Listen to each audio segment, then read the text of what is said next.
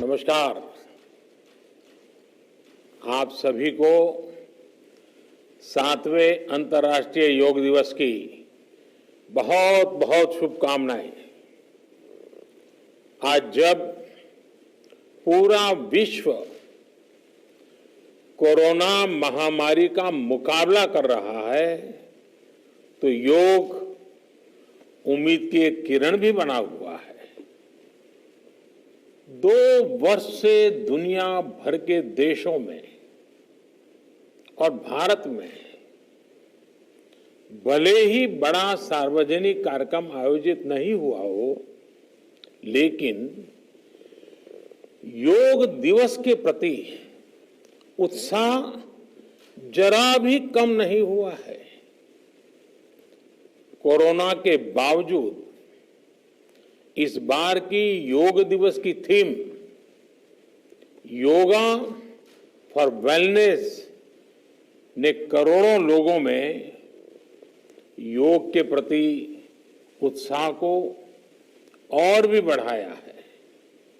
मैं आज योग दिवस पर ये कामना करता हूं कि हर देश, हर समाज और हर व्यक्ति स्वस्थ हो। सब एक साथ मिलकर एक दूसरे की ताकत बने। साथियों, हमारे ऋषियों मुनियों ने योग के लिए समत्वम योग उच्यते ये परिभाषा दी थी। उन्होंने सुख दुख में समान रहने, संयम को एक तरह से योग का पैरामीटर बनाया था। आज इस वैश्विक त्रासदी में योग ने इसे साबित करके दिखाया है।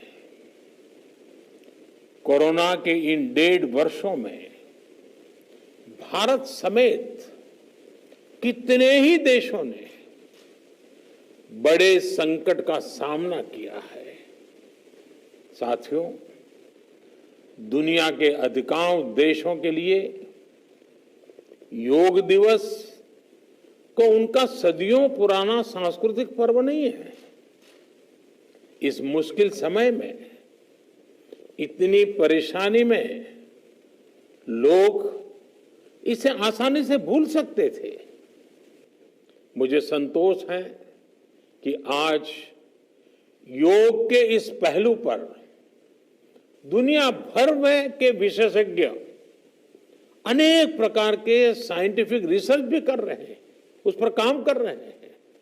साथियों, कोरोना काल में योग से हमारे शरीर को होने वाले फायदों पर, हमारी इम्यूनिटी पर पड़ने वाले सकारात्मक प्रभावों पर कई स्टडीज हो रही है। आजकल हम देखते हैं कई स्कूलों में ऑनलाइन क्लासेस की शुरुआत में 10-15 मिनट बच्चों को योग प्राणायाम कराया जा रहा है। ये कोरोना से मुकाबले के लिए भी बच्चों की शारीरिक रूप में तैयारी कर रहा है। साथियों, भारत के ऋषियों ने हमें सिखाया है, व्यायामात लभते स्वास्थ्यम, दीर्घ आयुषम बलम सुखम, आरोग्यम परमम भाग्यम, स्वास्थ्यम सर्वार्थ साधनम।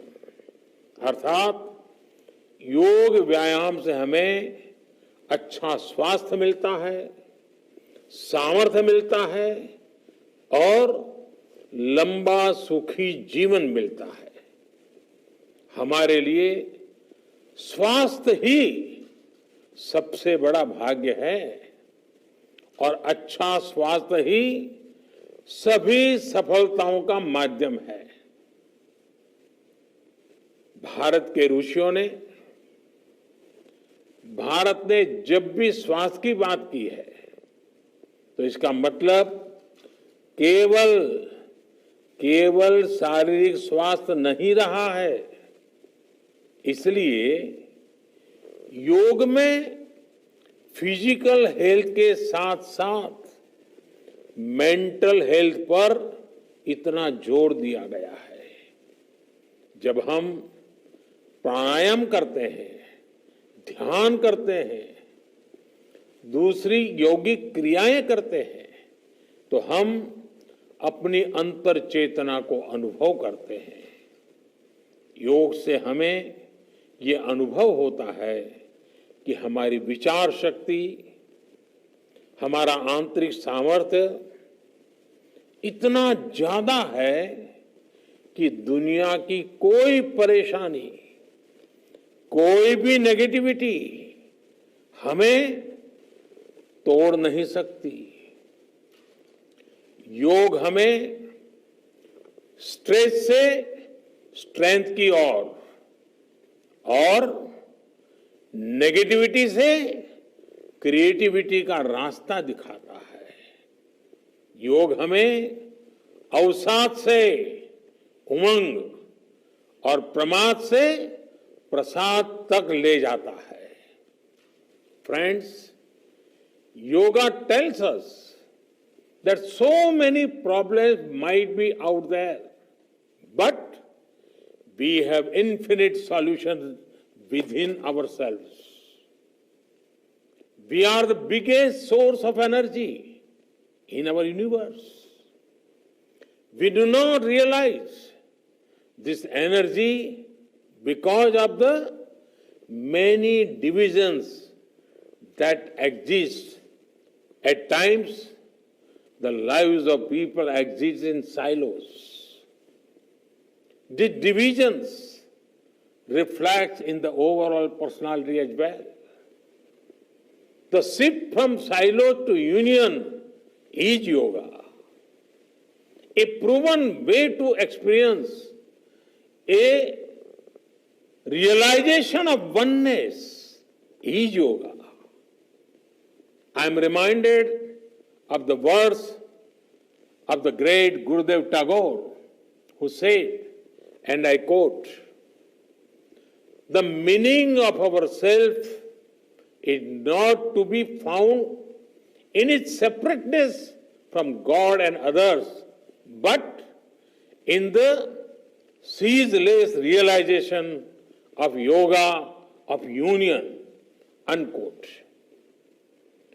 The mantra of Vasudhaiv Kutumbakam, which India has followed since ages, is now finding global acceptance. We all are praying for each other's well-being.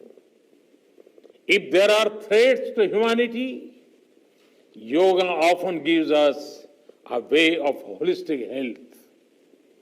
Yoga also gives us a happier way of life. I'm sure yoga will continue playing its preventive as well as positive role in healthcare of masses. साथियों, जब भारत ने United Nations में अंतर्राष्ट्रीय योग दिवस का प्रस्ताव रखा था, तो उसके पीछे यही भावना थी कि योग विज्ञान पूरे विश्व के लिए सुलभ हो। आज इस दिशा में भारत ने यूनाइटेड नेशंस WHO के साथ मिलकर एक और महत्वपूर्ण कदम उठाया है। अब विश्व को एम योगा ऐप की शक्ति मिलने जा रही है। इस ऐप में कॉमन योगा प्रोटोकॉल के आधार पर योग प्रशिक्षण के कई वीडियोस दुनिया की अलग अलग भाषाओं में उपलब्ध होंगे। ये आधुनिक टेक्नोलॉजी और प्राचीन विज्ञान के फ्यूजन का भी एक बेहतरीन उदाहरण है। मुझे पूरा विश्वास है एम योगा ऐप योग का विस्तार दुनिया भर में करने और वन वर्ल्ड वन हेल्थ के प्रयासों को सफल बनाने में बड़ी भूमिका निभाएगा। साथियों, गीता में कहा गया है, तम विद्या दुख संयोग वियोगम योग संगीतम, अर्थात दुखों से वियोग को, मुक्ति को ही योग कहते हैं। सबको साथ लेकर चलने वाली मानवता की ये योग यात्रा हमें ऐसे ही अनवरत आगे बढ़ानी है। चाहे कोई भी स्थान हो, कोई भी परिस्थिति हो, कोई भी आयु हो, हर एक के लिए योग के पास कोई न कोई समाधान जरूर है। आज विश्व में योग के प्रति जिज्ञासा रखने वालों की संख्या बहुत बढ़ रही है। देश विदेश में योग प्रतिष्ठानों की संख्या में भी वृद्धि हो रही है। ऐसे में योग का जो मूलभूत तत्व ज्ञान है, मूलभूत सिद्धांत है, उसको कायम रखते हुए योग जन जन तक पहुंचे, अविरत पहुंचे, निरंतर पहुंचे, ये कार्य आवश्यक है। और ये कार्य योग से जुड़े लोगों को, योग के आचार्यों को, योग के प्रचारकों को साथ मिलकर करना चाहिए। हमें खुद भी योग का संकल्प लेना है और अपनों को भी इस संकल्प से जोड़ना है।